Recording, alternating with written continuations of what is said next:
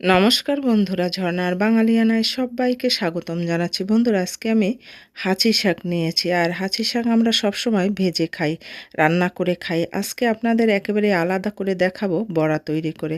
আর সেজন্য আমি হাঁচি শাক ধুয়ে কেটে পরিষ্কার করে নিয়েছি। দিয়েছি হাঁচি শাক আর দিলাম কাঁচামরিচ। এবার দিয়ে দিলাম পেঁয়াজ। আর পেঁয়াজটা একটু হাত দিয়ে চটকে চটকে দেবেন। দিয়ে দিলাম ডাল বাটা। আর বাকি মশলাগুলো আমি দিয়ে দেব। দিয়ে দিলাম এখানে আমি ময়দা। আপনারা চাইলে চালের গুঁড়া অথবা আটা দিয়েও করতে পারেন। আর দিয়ে দিলাম হলুদের গুঁড়া। বন্ধুরা, আর লবণ দেব।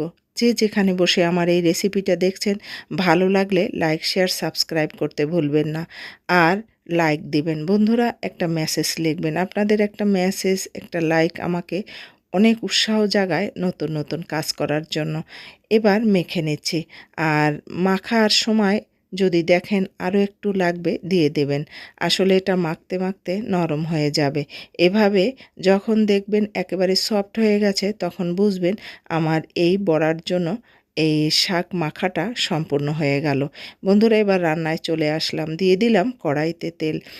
আর এই বড়াগুলো দিয়ে দিচ্ছি। দেখেন, একেবারে ছোটও না, বড়ও না, মাঝারি সাইজ করে আমি বড়াগুলো দিচ্ছি। এগুলো গরম ভাত দিয়ে খেতে কিন্তু দারুণ লাগে। পেঁয়াজুর মতো করে আপনি খালি মুড়ি দিয়েও খেতে পারবেন। আপনি যা দিয়ে খুশি খেতে পারবেন। বাচ্চাদের হাতে দিবেন, দেখবেন বাচ্চারা খুব মজা করে খাচ্ছে। আসলে এই শাকের বড়া খেতে কিন্তু একটা অন্যরকম স্বাদ লাগে। আর এভাবে আমি দেখেন একেবারে 10 টাকা শাক দিয়ে অনেকগুলো বড়া তৈরি করে নিলাম। আর এই বড়াগুলো আপনি দুটো খেলেই দেখবেন ভাতের সাথে হয়ে যাবে। আর দেখেন, এই দুটো দুটো করে খেলে বা 3টা করে খেলেও আপনি কিন্তু আপনার পরিবারের সবাই খেয়ে নিতে পারবেন।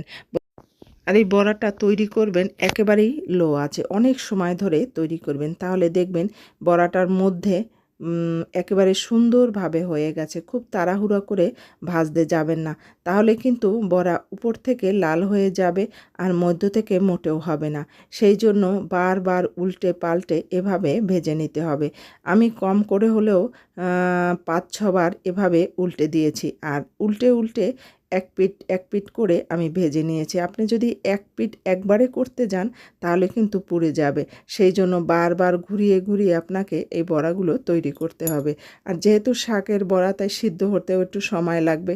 আর এভাবে বানায় যখন আপনি মরিচ দিয়ে, শুকনো মরিচ দিয়ে গরম ভাত দিয়ে খাবেন, দেখবেন একটা আলাদা মুসমুস করবে মুখের মধ্যে। ভাতের সাথে, গরম ভাতের সাথে খুব দারুণ লাগে।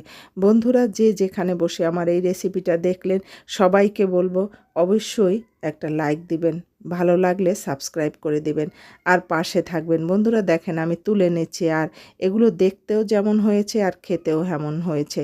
আর আমি এগুলো খেয়ে আপনাদের সাথে শেয়ার করছি। ভালো থাকবেন, সুস্থ থাকবেন।